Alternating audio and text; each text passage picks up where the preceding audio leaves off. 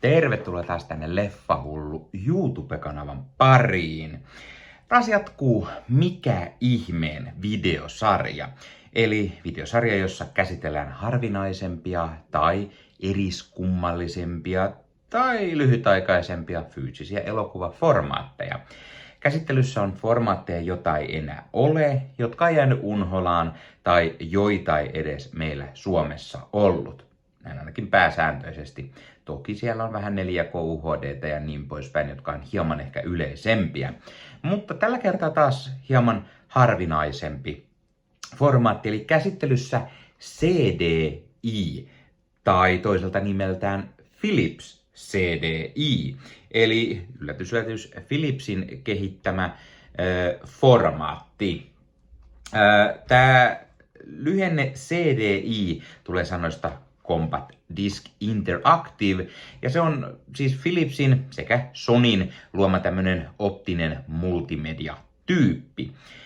He loi formaatin, koska olivat aiemmin luoneet CD-levyt, jotka toistivat vain ääntä, mutta halusivat myös digitaalisen formaatin, missä olisi myös kuvaa, eli CDI. Eli oli kuvalevyjä, videolevyjä ja äänilevyjä erikseen. Ja sitten tuli CDI, ja CDItä käytettiin lähinnä opetustarkoituksiin, pelaamiseen. Sillä oli myös leffoja ja muuta mukavaa, mistä hetken kuluttua lisää. Ja kerron tietenkin myös hieman, mitä meikäläisen itse löytyy. Tämä on helposti käyty läpi. Se voi esitellä tässä. Tämä on meikäläisen kokoelman ainoa tämmönen CDI-levy. Tämä on Live Without, eli Live Without Monty Python. Tämmönen sing-along karaoke-levy. Eli täällä on Monty Pythonin leffoista esimerkiksi tuttuja biisejä karaoke-muodossa. Eli sieltä tulee musat ja sitten on karaoke, tommonen video, mistä löytyy tekstiä ja näin poispäin. Tää on siis meikäläisen kokoelman ainoa CDI. Näitä ei ihan hirveän usein tuu vastaan missään enää. CDI-levyllä oli usein esimerkiksi niin kuin näiden karaoken lisäksi oli kaikennäköisiä karttoja. Siinä aikaan ei ollut internettiä, niin pystyt katsoa digitaalisesti karttoja, mapseja, mistä ikinä liikuit, tiekarttoja tai maankarttoja tai näin poispäin. Sitten oli erilaisia tietokirjoja, mistä voisi opetella kaiken näköisiä asioita. Tämä oli kaikki ennen internetiä, tai ennen kuin internet tuli isosti käyttöön. Eli CDI oli voimissaan vuodesta 1991 vuoteen 1998. Eli tommonen melko lyhyt ajan kaari. Tämä formaatin hienous oli tosiaan se, että se yhdisti kuvaa, tekstiä ja ääntä. Joten esimerkiksi tietokirjat oli mukavasti tämmöisiä interaktiivisia, tai levyllä oli interaktiivisia museokierroksia esimerkiksi.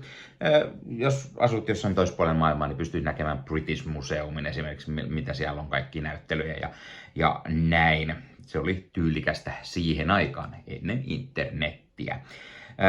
Formaatista oli yleisiä myös pelit ja lautapelikäännökset.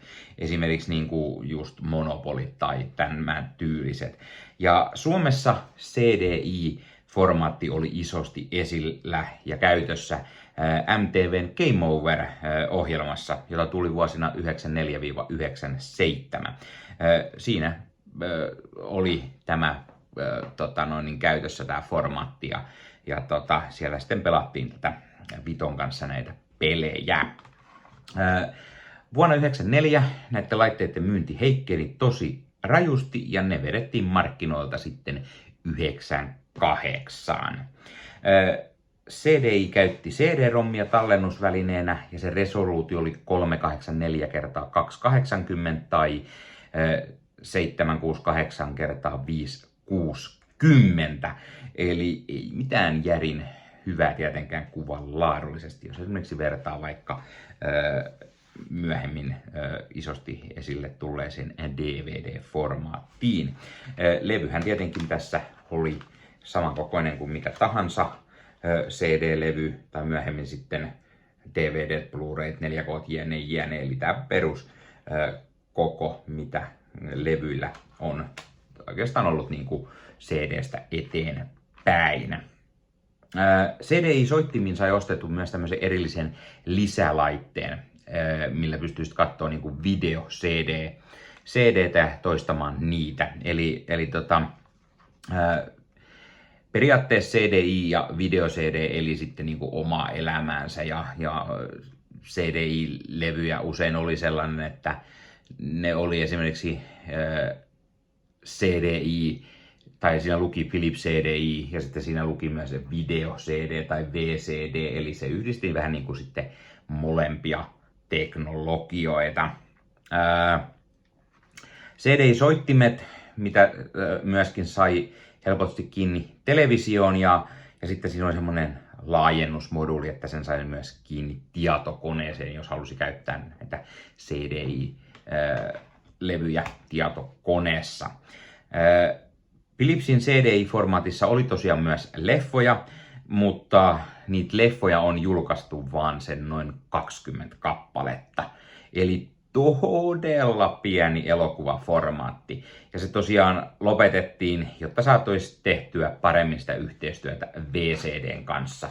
Ja sen takia just usein niissä levyissä siinä alakulmassa luki esimerkiksi, että video CD, vaikka siinä myös luki CDI. Tässä lukee Digital Video on CDI, eli tämä oli CDI, ei VCD, mikä meikäläisellä tässä on. Ja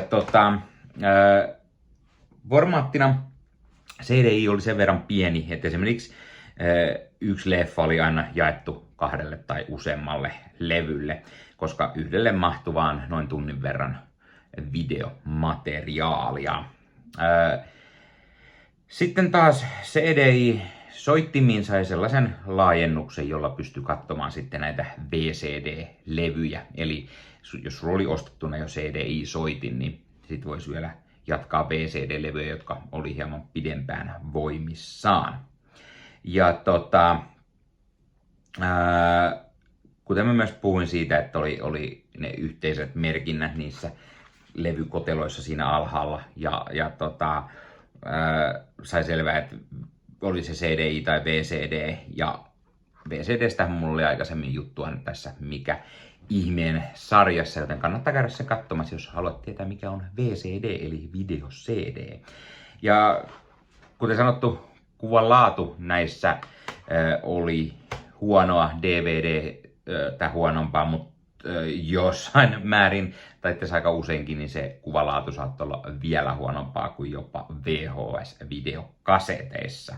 Ja vaikka CDI-leffoja ei ollutkaan ihan hirveän paljon olemassa, ne muokkautui myöhemmin niiksi VCD:ksi, mutta CDI:llä oli formaatissa pelejä. Ja yllättäen jopa myös Nintendon pelejä. Esimerkiksi Super Mario ja Zelda-pelejä. Nämä ei ollut Nintendon omikehittelemiä pelejä, mutta Nintendo oli antanut luvat. Ja heidän kanssaan tehtiin yhteistyötä näissä julkaisuja. Ja nämä Mario ja Zelda-pelit CDI:llä siitä 90-luvun puolen välin aikoihin, kun on julkaistu, niin ne on itse asiassa melko harvinaisia kuuluisia pelejä. Niistä saa aika paljon myös pulittaa. Ja niistä voidaan pyytää oikeasti monia satoja euroja jopa per peli, jos joltain löytyy. Eli just niinku Nintendo CDI-peleistä. Muuten niitä ei Nintendon pelejä esimerkiksi, mitä CDI:llä tuli, niitä voi saada ihan 20, 30. Nekin on sinänsä harvinaisia, koska CDI-pelejä ei tietty ole, kun se formaatti kuoli hyvin nopeasti ja aikaa sitten, niin niistäkin joutuu ehkä hieman pulittamaan, jos haluaa keräilymielessä, mutta sitten jos löytyy Nintendon CDI, niin ne on aika harvinaisia. Yhdysvalloissa esimerkiksi näissä CD-formaateissa julkaistiin myös paljon tämmöisiä suosittuja TVn visailuohjelmia, kuten esimerkiksi Jeopardia. Niitä tuli myös CDI-formaatissa ja voisi sitten kotona niitä pelata. Ja CDI-soittimia sisältöjä julkaistiin Yhdysvaltojen lisäksi Kanadassa, Japanissa, pikkusen jossain muissa Aasian maissa, Euroopassa oli Ranska, Saksa, Britannia ja sitten vähän Itä-Euroopassa suosittuja. Suomessa tämä ei oikeastaan hirveän isosti ikinä tämä formaatti rantautunut, että oikeastaan ainoastaan melkein siinä Game Over-visailussa tämä oli isommin esillä. Ja Philipsin mukaan vuonna 1994 CDI-laitteita, näitä soittimia, oli myyty 1 miljoona kappale, mikä oli aika lailla formaatin huippu. Ja sen jälkeen se hiipui lähes täysin olemattomiin. Ja kuten mä sanoin, niin mulla ei kokoelmassa ole sinänsä ollenkaan CDI-elokuvaa, mutta mulla on tämmönen Life Without Monty Python Singalong karaoke-levy.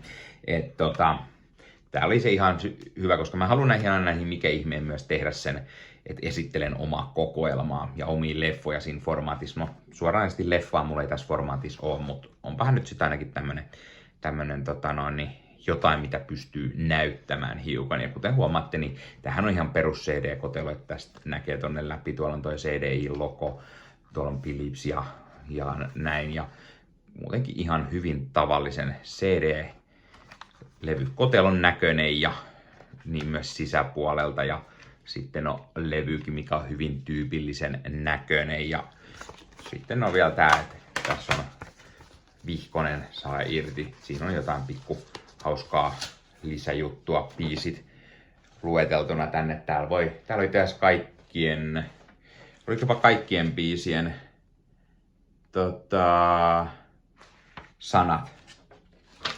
Joo, taitaa olla suurimpia osan ainakin tällä levyllä olevien biisien sanat ihan laitettu tonne. Ja sitten takana on tämmönen how to use it.